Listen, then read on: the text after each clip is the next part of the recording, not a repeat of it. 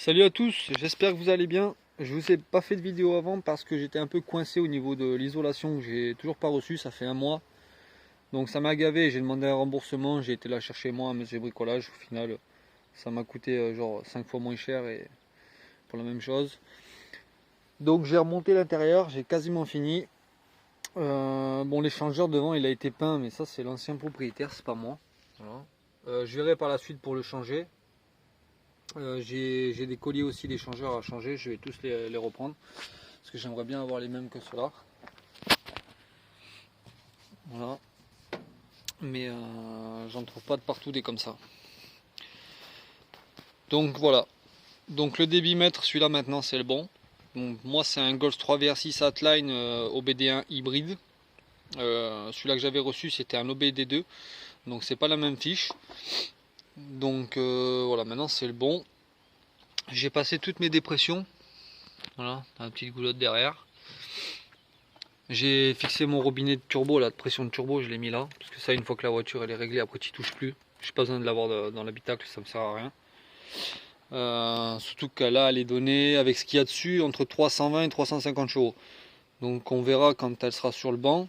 Mais avec le kit turbo qu'elle a, c'est le plus gros kit turbo qu'il y a chez Laurent Motor. Donc c'est le chargeur modèle T3, T4, T04E avec le numéro de série en dessous. C'est le plus gros turbo qu'il y a, enfin kit turbo qu'il y a chez Laurent Motor. Donc voilà, j'ai mis ici le T pour ma dump. Voilà. Une dump à décharge interne. J'ai encore des modifs à faire, mais ma dump forge à décharge externe. Le ressort est trop, il est pas assez dur. Donc dès que je démarre, la dump elle s'ouvre direct. Donc ça c'est pas bon. Donc j'ai mis celle-là, elle est réglable. Donc ça m'a permis d'essayer. Qu'est-ce qu'il me reste à faire? J'ai encore ça. Je sais pas où. Enfin, je sais déjà refaire la gaine. Je verrai comment je le passe. Si j'en ai encore l'utilité. J'ai encore mes joints de turbo à changer. Ils sont morts.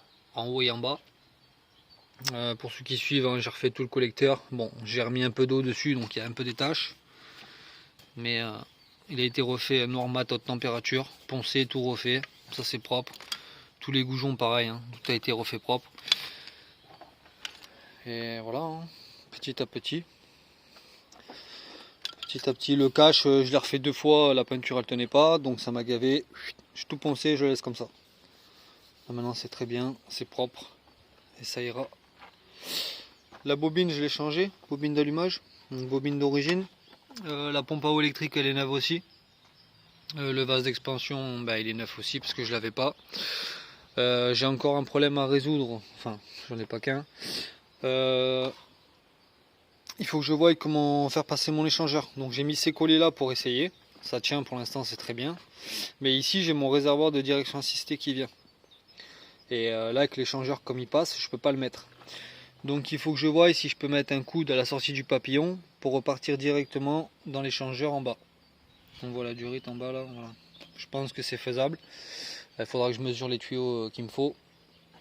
Ensuite au niveau moteur maintenant elle tourne sur ses 6 cylindres. Elle tourne très bien. Bon, j'ai pas la bonne pompe et j'ai pas les bons injecteurs parce qu'avec la prépa qu'elle a, il faut que je mette plus gros. Là, c'est pompe d'origine, injecteur d'origine, mais bon, ça m'a permis d'essayer, ça marche parce qu'elle tournait sur 5 cylindres, 4-5 cylindres par moment et en fait, c'était les injecteurs. Donc voilà, j'ai remis les injecteurs d'origine et la pompe d'origine, ça marche. Donc voilà. J'ai déjà fait un sacré boulot dessus, je suis content. Là ici, il faut que je voie encore. Bon, ça c'est une dépression qu'il faut que je voie comment passer correctement. J'ai mes tuyaux d'essence à fixer encore, mais j'ai la dump là qui va me gêner un peu. Et ici, mon échangeur il appuie contre le collier sur la durée d'alimentation d'essence. Donc ça c'est encore un truc que je dois modifier. Et ici, je verrai pour mettre un beau cornet. Voilà. Donc voilà pour la partie moteur. Je vais pas pouvoir la démarrer là maintenant parce que vu le prix de l'essence, ça va attendre encore une semaine, 15 jours. Sachant que la voiture elle va partir chez mon frère, il va me régler tout ce qui est pression de turbo, injecteur, pompe. Parce que moi j'ai pas trop le temps là en ce moment, je travaille. Donc voilà, j'ai aussi fixé ma barre anti-rapprochement. Voilà, je sais pas si vous avez vu. Voilà. Elle est fixée en dessous avec des boulons, écrous, freins, rondelles, tout ce qu'il faut. J'ai tout nettoyé, mais tous pourris. Voilà, on prend la poussière. C'est pas grave, c'est que du nettoyage. C'est que du nettoyage. Je suis content. J'aurais bien aimé la démarrer, mais bon, ça attendra encore 15 jours. Voilà. Une semaine, je dirais. Ça dépend. J'ai encore ça aussi à faire. En fait, j'ai le tuyau, la sortie, où j'ai mon papillon, où j'ai l'échangeur, j'ai la durée du radiateur qui appuie contre en fait. Donc ça c'est pareil, il faut que je modifie. Je voulais la faire passer au-dessus, mais ça irait pas. Ça la plierait aussi, donc il faut que je voie. Il faut que je voie. Puis je pense que d'ici un mois ou deux, elle ira en peinture, quand ça sera vraiment fini, parce que là c'est quasiment fini. Voilà, il faut que je trouve 2 pare-chocs avant-arrière, parce que le propriétaire, pareil, il me les avait mis dedans. Ouais, c'est tout est bon, il manque rien. Mon cul, ouais, il manquait plein de pièces. Les pare-chocs qui sont cassés. Bref, c'est bon. Faire du travail de merde, c'est bon. Je vais passer à autre chose, parce que ça m'énerve. Voilà au niveau de l'intérieur. Donc, j'ai remonté avec mon isolation. Donc ça fait bien, c'est bien épais, c'est bien. Donc j'ai mis une couche comme ça devant et j'ai mis une autre couche pareil derrière. Ça je pense que c'est la ceinture, ça je verrai après. Les ceintures je les ai pas encore mis. Les sièges ils auront une rénovation des cuirs parce qu'ils ont 27 ans, ils ont mon âge, donc il faudra leur faire un petit coup d'entretien. Là je sais pas encore ça où ça va.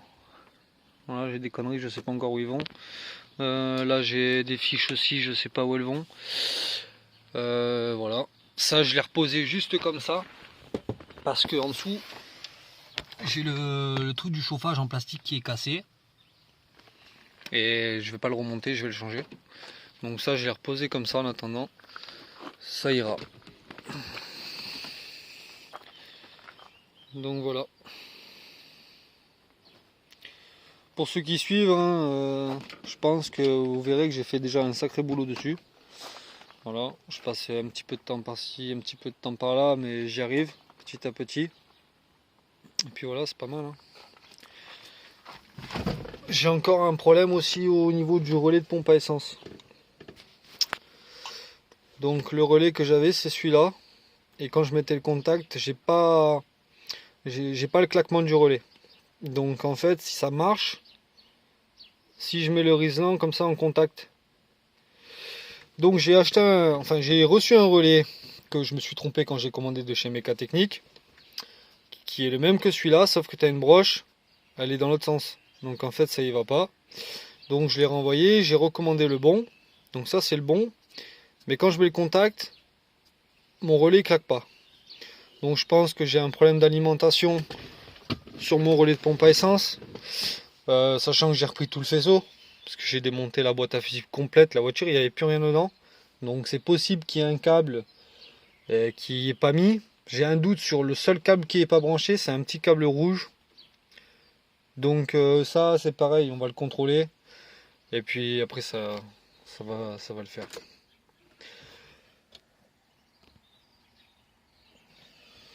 Voilà, donc j'ai bien plus d'essence, hein, je suis à sec. J'avais un peu plus du quart, mais j'ai mis quelques coups de gaz. Le réservoir il est vide. Maintenant j'ai du chauffage aussi. Voilà, parce que j'avais pas le moteur de ventilation. J'ai dû en acheter un autre. Et puis voilà. Hein. Ça c'est la commande pour le siège chauffant. Ça c'est mes câbles d'enceinte que j'ai tirés. Ça c'est mes RCA. J'ai encore le devant à finir, mais ça c'est pareil, j'aimerais bien retrouver la mousse qui vient autour pour bien fermer le truc en fait, parce qu'il y a une autre partie en plastique qui vient se visser pour pas qu'il y ait des pertes de chaleur qui partent un peu dans le tableau de bord, que ça soit bien hermétique. Donc ça il faut que je voie comment je fais. J'ai pas encore remonté à cet endroit là parce que j'ai encore les faisceaux de porte à faire. Je me suis pas encore occupé des portes, enfin J'ai mis un bout de bois comme ça pour la tenir, pour tenir la vitre, mais bon. J'y suis pas encore et ça c'est le dernier de mes problèmes. Voilà, voilà. Donc pour ceux qui me suivent, merci, hein, c'est cool. Et puis je vous ferai une autre vidéo quand j'avance petit à petit. À bientôt.